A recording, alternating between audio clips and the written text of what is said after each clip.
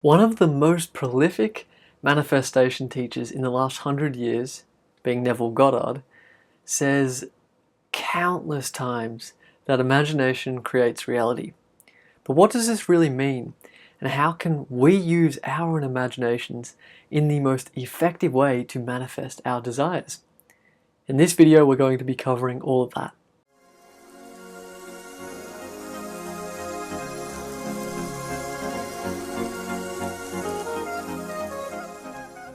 Hey guys, this is Tom.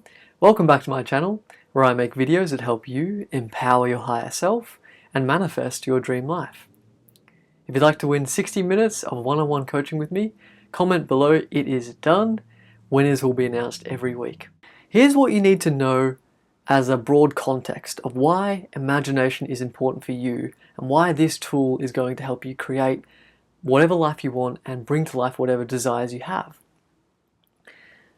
The imagination impresses the subconscious mind, and the subconscious mind, once impressed, reflects its contents onto the screen of space, aka our physical lives on Earth. So what we impress within our subconscious is reflected in our lives. The subconscious mind is the powerhouse of all creation. And imagination is the most effective way of planting seeds within the subconscious mind so that they can manifest on the screen of space. And why is this?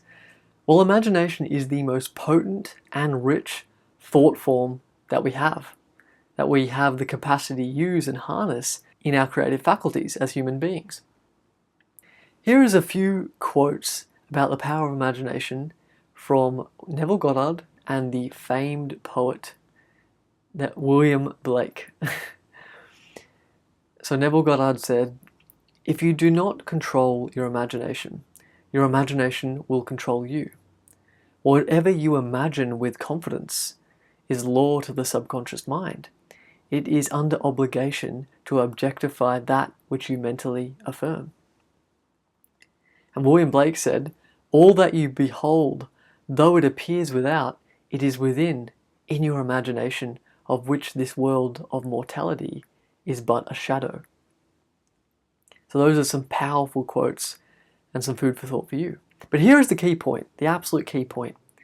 That is that if you can learn to master your imaginal acts, your imagination abilities, you can not only manifest your desires in a powerful way, but life itself can start to feel more magical and childlike to you.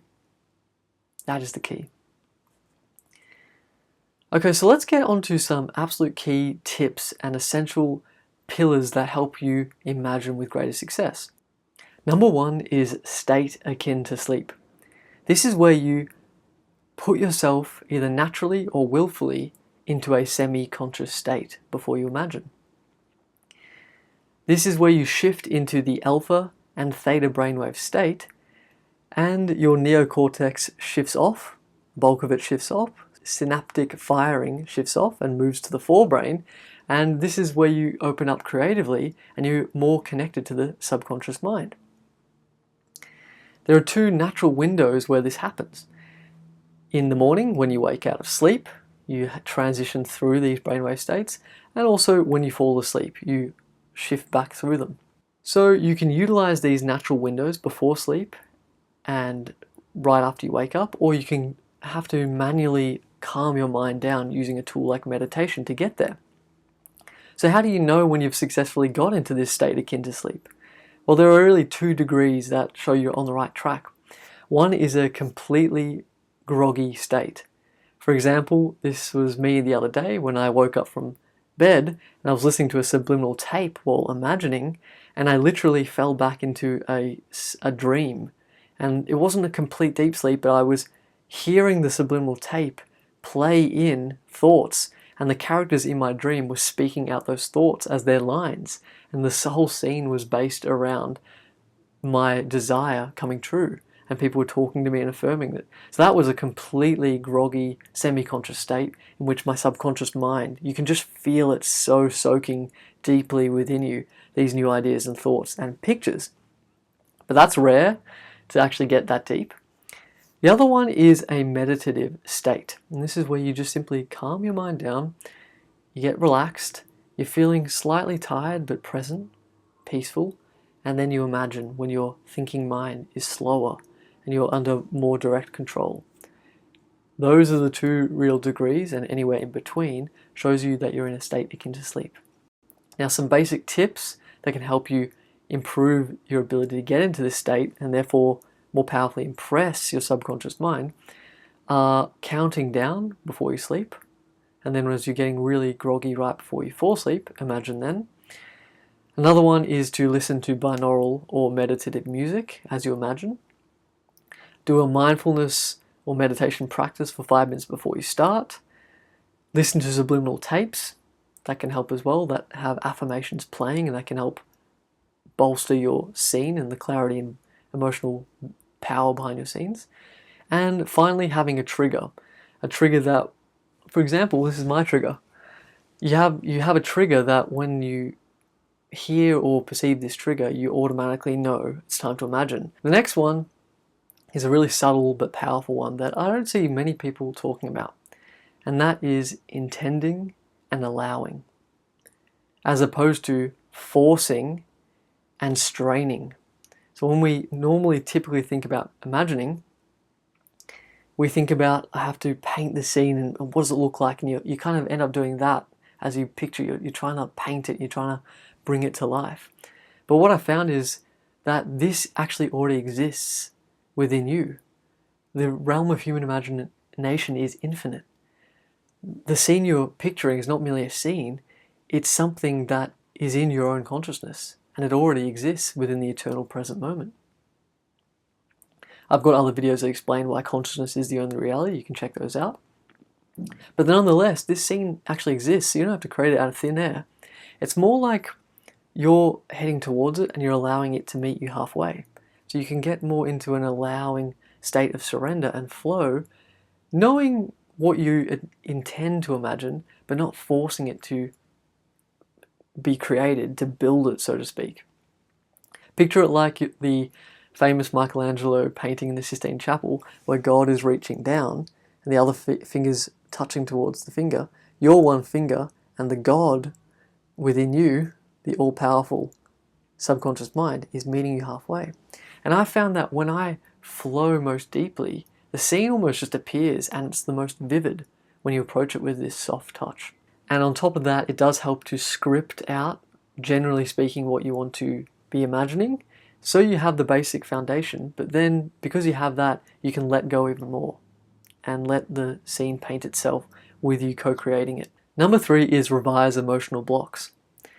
This is where you're bored of your scene, you're losing interest in it, there's a lack of emotional connection to it, which is really important to have. And it's maybe the case that when you did do it at the start, you did have that intense emotional connection to it. It was very vivid, so you know it's possible for you. You know you can do this, but it's just drifted away and you're unable to find the motivation to bring it back, or you're unable to bring it back to that level. This signals that either something within you, there's a block that needs to be looked at, or there's something about your desire and or scene specifically that needs to be looked at. Something is not right, and something is sitting right under your nose that needs examination through journaling. So to uncover this block and to free it from your being so that you enter a state of clarity once again, and therefore empowerment in this process, requires you to ask yourself, why is this scene not doing it for me? Or what's blocking me from imagining with vividness and emotion? And letting those answers come up and investigating what it will be. It often is very clear, and you can just let that go, because it will be some kind of limiting belief or limiting aspect of your scene or desire that just needs a little bit of clarification. And then, as I mentioned earlier, find your why. Now, I got this concept of there's 7 layers of why, and this is where you ask, basically, it's by Dean Graziosi, I believe his name is. He works with Tony Robbins a lot, and I saw him on a podcast once talking about asking yourself why you desire something, why you desire to create and manifest something. You ask yourself why, and then whatever answer comes for you, you ask yourself why again, and you repeat the process 7 times. And each time you ask why, you go deeper and deeper and deeper until your core motivation is there. And that intrinsic motivation will be so potent in its emotion for you that you'll very naturally be more connected to your scene and your imagination process once again. Number 4 is humming faith. This is a concept that I've come up with. I hope you like the name. So humming faith. This is where you have a background hum of faith after your imaginal acts are done.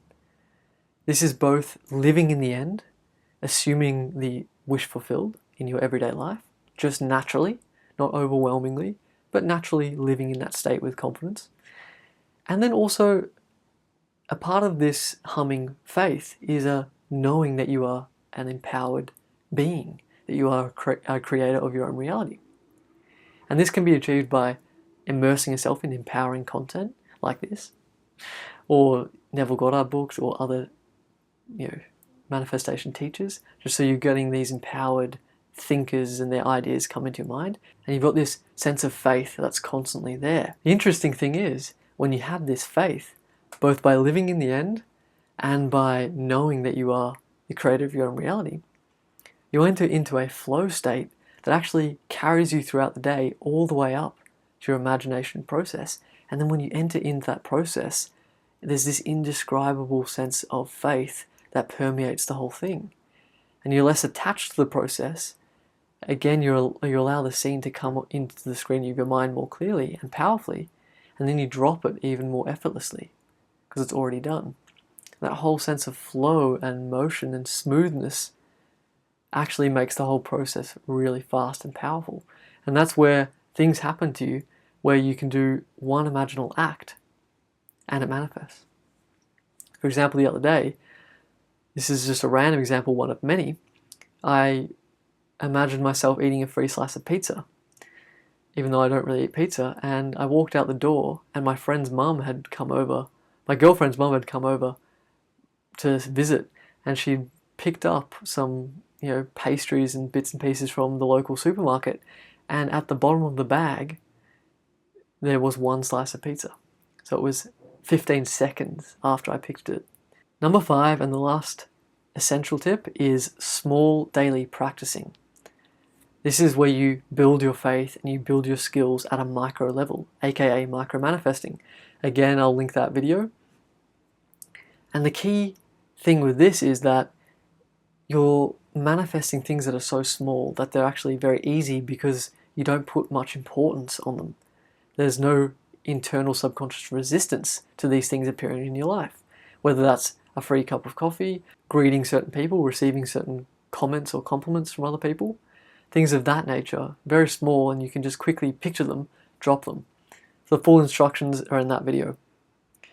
But you can build lots of notches on your belt, lots of mini success stories, and you just buy into the power of your imagination more and more. And then your bigger desires are fueled by a greater faith and a greater sense of understanding within yourself and skill within yourself that they then manifest like the small desires. Alrighty guys, that's it. They're my 5 essential tips to really take your imagination to the next level, see results in your manifesting. If you like this video, please like it, please subscribe to my channel, comment below "it is done" if you'd like to enter into winning that free coaching session with me, and stick around for more manifestation videos in the future.